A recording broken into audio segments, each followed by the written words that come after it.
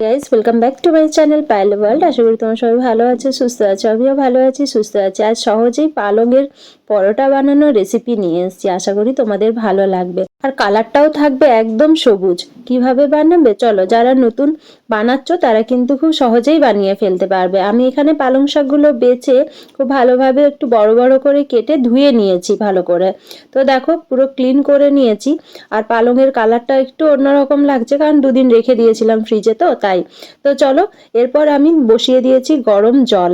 পরিমাণ মতো গরম জলে অল্প পরিমাণ লবণ দিয়ে দিয়েছি। জলটা একবার ফুটে আসার পরই আমি দিয়ে দেবো পালং শাকগুলো। জলটা একটু না ফুটলে কিন্তু হবে না। তো ফুটে আসার পরে আমি পালং শাকগুলো দিয়ে গ্যাসটা বন্ধ করে দিয়েছি। এই পালং শাকটা আমি 5 মিনিট মতো এই জলের মধ্যে ডিপ করে রাখবো, বেশিক্ষণ রাখার প্রয়োজন নেই। তো দেখো আমার পালং শাকটা 5 মিনিট হয়ে গেছে। এরপর আমি এটা তুলে নেবে। যেহেতু শীতকাল সেহেতু নর্মাল টেম্পারেচারের জলে তুলে নিলেই ভালো হয়।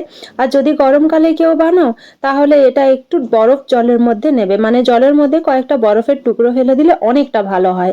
যেহেতু শীত সেহেতু আমি কিন্তু এরকম নর্মাল টেম্পারেচারের যে জলটা নর্মাল হয় সেই জলের মধ্যেই আমি তুলে নিলাম। এবারে এই জলের মধ্যেও আমি খুব ভালোভাবে শাকটা 5 মিনিটের মতো ডুবিয়ে রেখে দেবো। নর্মাল ঠান্ডা হয়ে যাবে পুরো একদম, তারপর কিন্তু শাকটা ছেঁকে তুলে নেব। তো দেখো আমি গরম জল থেকে ছেঁকে ঠান্ডা জলের মধ্যে দিয়ে দিচ্ছি। দিয়ে আমি এটা কিছুক্ষণের জন্য এরকম হাত দিয়ে নাড়াচাড়া করে রেখে দিয়ে তারপরে তুলে নেব এটা। তো দেখো এরপর ঠান্ডা হয়ে গেছে অনেকটাই। এরপর জলটা হালকা চেপে আমি তুলছি। বেশি জল জল তুলে নিলে না ওই যে আমি বাটবো তখন অনেকটা পাতলা হয়ে যাবে, তো তাতে অসুবিধা হবে। তো দেখো আমি হালকা হাত দিয়ে চেপে নিয়েছি অনেকটাই জল। আর পরের বারেরগুলো আর চাপবো না খুব বেশি, কারণ অল্প পরিমাণে জল না থাকলে ভালোভাবে কিন্তু মিক্সারে বাটাটাও হবে না। তো দেখো এইভাবে তোমরা শিলনোড়া দিয়েও বেটে নিতে পারো। আমি এর মধ্যে দিয়ে দিচ্ছি গোলমরিচ, তোমরা চাইলে লঙ্কাও দিতে পারো।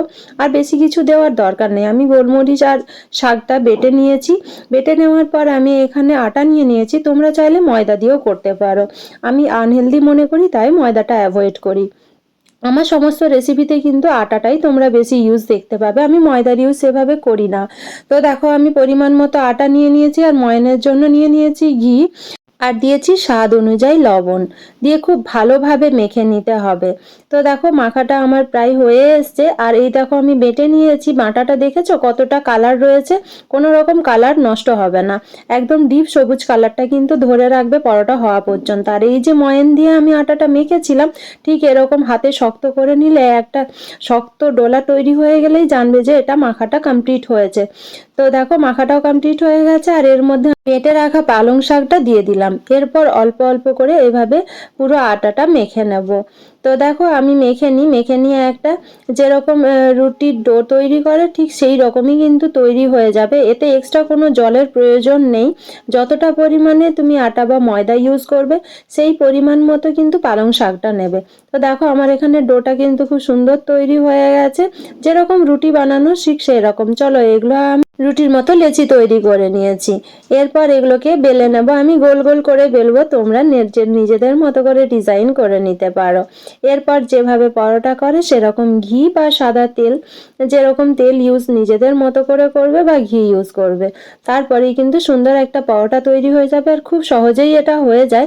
আর খেতেও হয় খুব টেস্টি, আর নরমও হয় কিন্তু খুব সুন্দর, মানে একদম সফট থাকবে সকাল পর্যন্ত, কিন্তু খুব নরম থাকে। আর কালারটাও থাকে পুরো ডিপ কালারের। তো দেখো আমি এখানে সাদা তেল ইউজ করেছি। আর কত সুন্দরভাবে ফুলে ফুলে কিন্তু সমস্তগুলো ভাজাও হয়ে গেছে। দেখতেও যত সুন্দর হয়েছে খেতেও ততটা সুন্দর হয়। যদি তোমাদের এই ভিডিওটা হেল্পফুল মনে হয় বা ভালো লাগে তাহলে চ্যানেলটা লাইক কমেন্ট শেয়ার সাবস্ক্রাইব করে এগিয়ে যেতে সাহায্য করবে। সবাই ভালো থেকো, সুস্থ থেকো, সাবধানে থেকো। আর এই পরোটা যারা বানিয়ে খেয়েছো নিজেদের মতো করে রেসিপি আছে তারাও কিন্তু আমার সাথে রেসিপি শেয়ার করতে পারো। আমি কিন্তু এখানে বাঁধাকপির তরকারি আর এখানে আমি গাজরের হালুয়া মিষ্টি হিসেবে গাজরের হালুয়া ইউজ করেছি। খেতে অসাধারণ হয়েছে। তোমরাও বানিয়ে বলো কেমন হয়েছে। আজকের ভিডিওটা এখানেই এন্ড করছি। Bye bye, take care.